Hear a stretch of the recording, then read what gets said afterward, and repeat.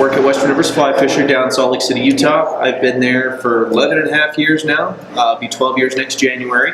I guide, I teach for the shop, and I also work at the store. And when I'm not doing those things, you know, I love to sit down and tie flies. And I'm here to talk to you about soft tackles and soft tackle fishing today. Just started off by doing a couple of my favorite little soft tackles I like to fish. And I'm going to go through the progression here for the next little bit here. I'm working right now on a PMD. It's actually going to be a little variation of a bars merger. It's basically a bars merger soft tackle variation. Start off with that, and I'll do a couple of things with PMDs. I'll go back to doing some of my favorite drakes because the green drakes are around. I saw them on Tuesday with my guide trip when I was out on the water in the lower part of the middle. So they're definitely around. You want to make sure that you are there to enjoy them. So this one I'm doing again is a bars merger PMD. Got to keep it real simple. It's one of the strong points of soft tackles. There's no need to go super crazy or super complex with them. So to start off, I've got, this is 14-aught GGE, Griffiths 14-aught. This is light Cahill. I guess they call this Primrose. It's a great PMD color. For the tailing material, Coq de Leon tailing fibers in a ginger color. If you want to talk to me about this, I can tell you more about that down the road. I love this for PMDs, whether they're, you know, adults or nymphs. Great stuff. And then for the dubbing today, the body, we're going to use a couple different things. We're going to use this emergent stubbing here. Show you that. There it is. Emergent stubbing, brown olive. Then we're also going to use this, which is your fine pale morning dun from Spirit River. This stuff's called UV2. You can see that. Back up. Kind of hard to see that. Oh, focus. There we go. Fine and dry, pale morning done. There we go. Okay, perfect. Love this material. It's got a lot of flash to it, especially when you put it up in the sun. So I'm going to start off with the brown olive variation. So we've already laid down the base. We've got our tail, wrapped up that body there just to make sure we get a little bit of taper to it. Now we're going to put a little bit of a skinny body to imitate the back half of the merging PMD, the nymph section of it. And take a little pinch of that. There we go. And add a little bit of natural stickiness there, a little saliva, makes it easier to get this anthrong wrap on. We're going to wrap it nice and tight.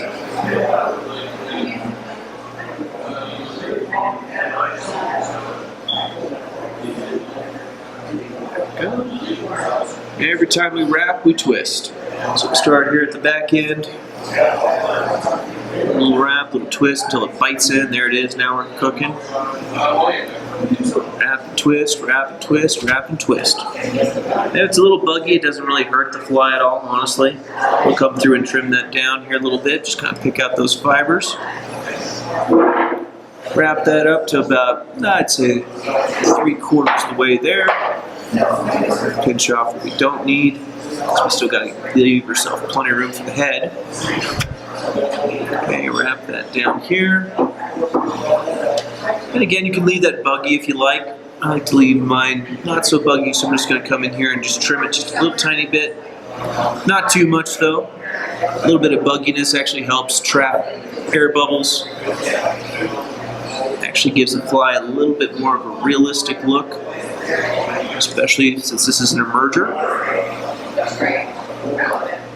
There we go. All right. Now we're going to put in a little bit of flashback. Mr. Standard stuff. Use this on a lot of different flies.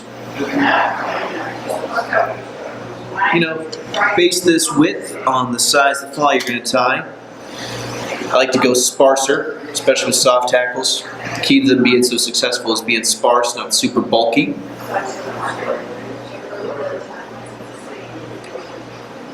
And, you know, sometimes a drab fly outfish a really bright fly. I've found recently on the water, though, that some, you know, especially with the PMDs I've been using with my clients, that something with a little bit of flash has actually outfished anything that hasn't had any flash pretty significantly. Wrap that down. Make sure we give ourselves plenty of room. Come in here with our fine and dry UV2. A little dubbing thorax on there. And again, we're going to go for real sparse. We're not going to try and overdress this puppy.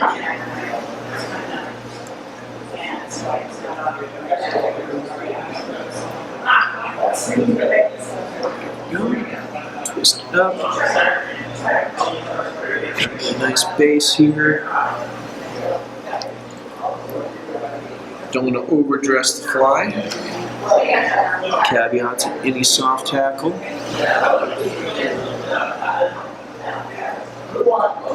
Just a nice thorax, because we still got to leave ourselves plenty of room.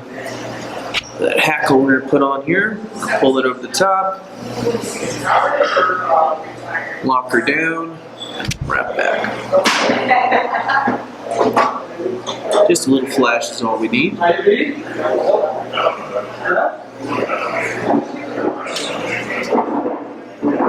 Come in here and trim her down.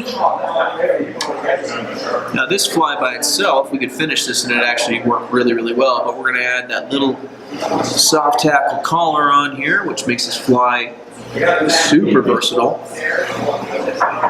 When it comes to putting your soft tackles on, I mean, the technique itself is fairly simple, how you wrap and palmer it. Some people like to actually tie it in by the tip of the fly and wrap it forward. I actually like to tie it in by the base and wrap back.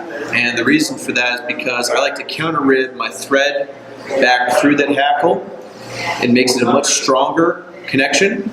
The hackles don't pull out, they don't get frayed up or beaten up by the trout as much. Again, you know, I go for my own personal tying since I'm out in the water guiding and doing things. I like to make sure my flies will last more than a single fish. So we're going to tie it in at the front here, lock that stem down, and then to make sure that stem really isn't going anywhere, push it back, lock it in. Just like that. And you could leave the stem there, but I like to trim it up nice and tight. Now, take our hackle pliers here. We're going to wrap that back. There we go. So again, I'm wrapping the hen hackle back now. Took a little notch out of that front there just to make it wrap a little easier. Again, I do this so I actually can counter rib my thread back through that hackle, which means it's not going to get yanked out the first time the fish hits this thing. Tight. Alright, give it a little spinaroo. Okay, now we just got to get that hackle back up through there. So we just do a little zigzag here. Just as we go back and through, it shouldn't trap down too many hackles. But what it does do is it locks them in. So like I said, it'll make it harder and harder for those fish to actually tear it apart. You can always go back through and kind of prim it out there at the end. There we go. And we just whip finish.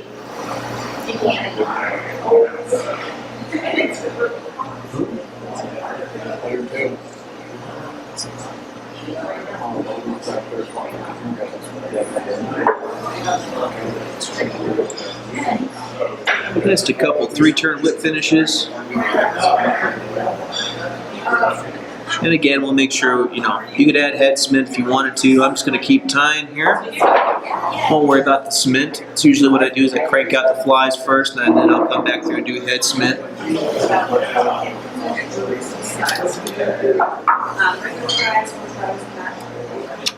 There it is. So again, kind of a variation on a bars merger. This is a real effective fly though. I love fishing this thing either as part of a nymph rig or you can actually Fish it as a dry fly or fish it as a cripple just by hitting up the hackles with a little bit of float. It's got a lot of sheen to it. That's why I like the antron. And again, if you don't want it to be that buggy, you can always go through and trim up that antron just a little tiny bit that we use for the body dubbing, but I like to leave a little bit of that raggedness because that does catch air bubbles, and air bubbles makes that fly really glisten and look real natural in that water.